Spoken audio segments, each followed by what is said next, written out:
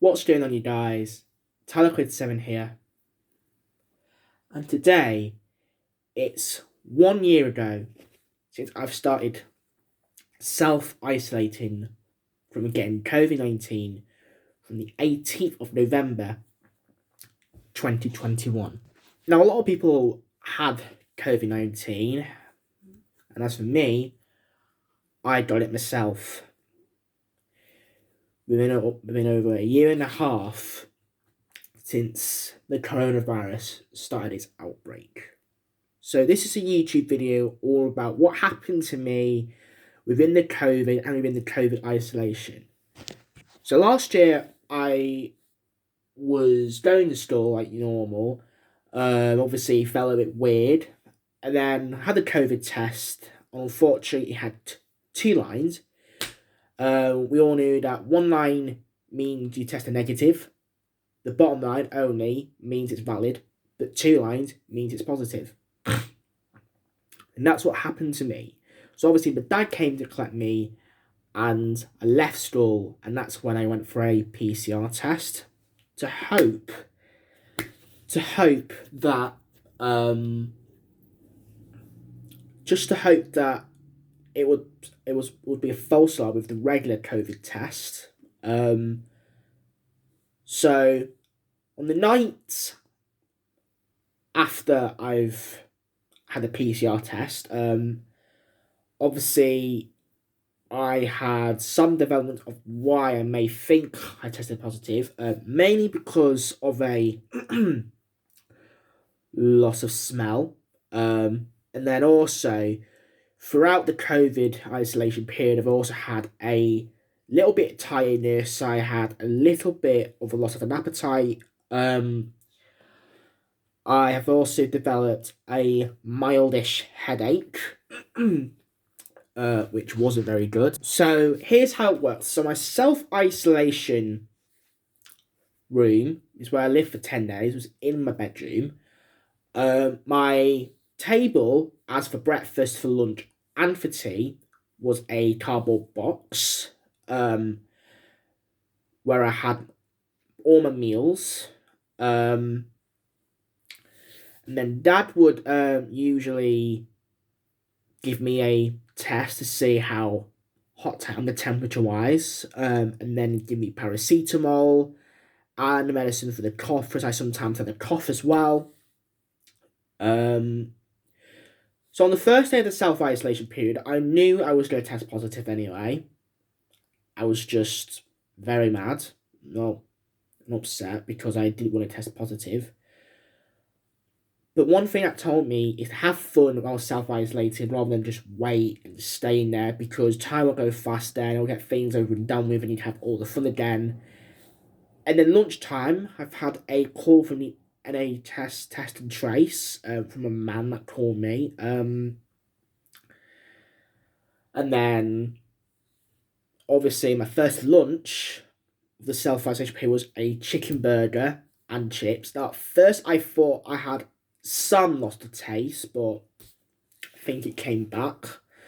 Obviously, I called my friend and I called my family about me testing positive. And obviously, it is sad that when your family members, when your friends test positive for coronavirus, especially if it doesn't stop within life now, because it happened since 2020. It's still there, but it's just forgotten. Not much people talk about COVID-19 much.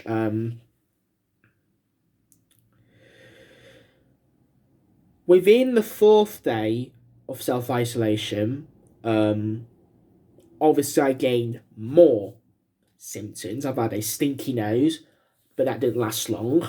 And then I've also been doing some online work on my Chromebook by my secondary school.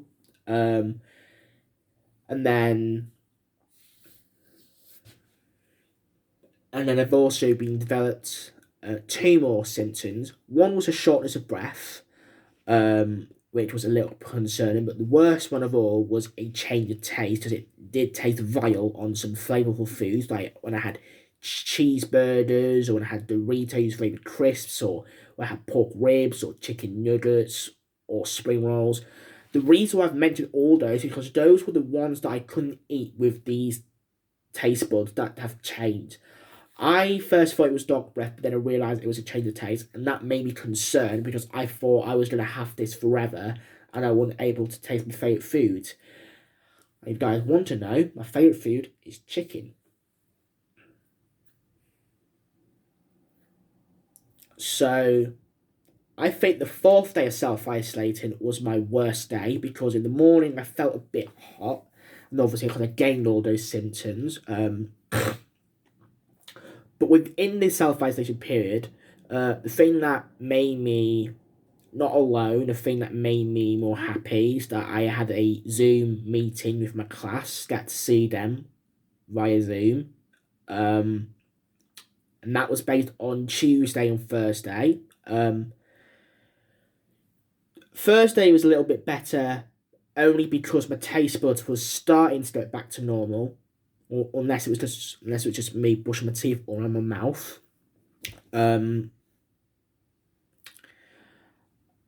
Which means that I was about to start eating of the foods I like again, and it was getting better. Not entirely gone, but got a little bit better. And then Saturday, all the taste buds went back to normal. But the best day was obviously day 10, because that was the last day of me self-isolating. I tested negative. I had no symptoms whatsoever, and I was already ready to go for it. I was ready to get out the self-isolation period. Now, what I did during the self-isolation period, obviously fun-wise, is I go out on my tablet, I play games, I go on my phone as I talk to my friends and family, and I watch some DVDs. I have nice food. I've had chocolate, I've had crisps, I've had tiramisu, I've had like crepe pancakes. Well, those were the snacks that has been mentioned within the self-isolation period.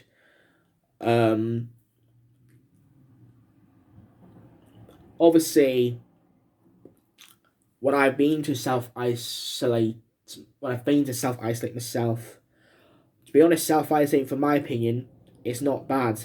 It's not bad. And at times I kind of do miss it, but I really shouldn't miss something like that, because obviously I'd want to be out again. I don't want to get COVID again in case I get symptoms worse than what I had last year.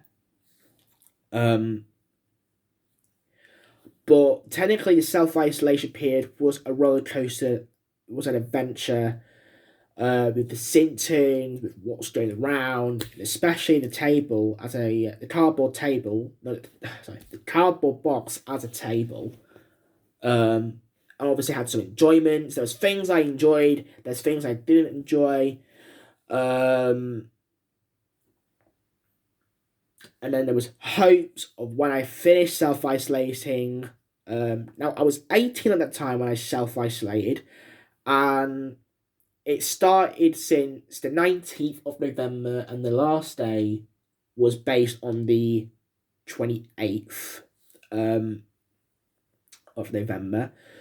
So like I told you guys, today's the 1 year ago since I started to self-isolate. I can't believe it's been a year ago already.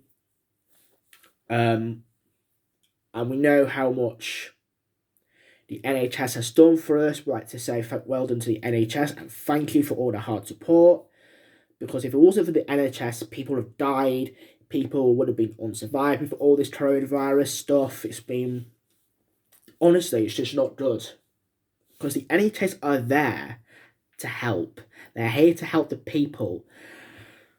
And if it wasn't for the NHS, God knows what would have happened to me, but obviously you guys know that the NHS are there to help people. They're there to make people survive from this coronavirus. But without all that, I hope you enjoyed watching my video and hope you enjoyed sharing my thoughts with you about when I've self-isolated. And hopefully I shall give you another vlog very soon. So without further ado, See you in a bit.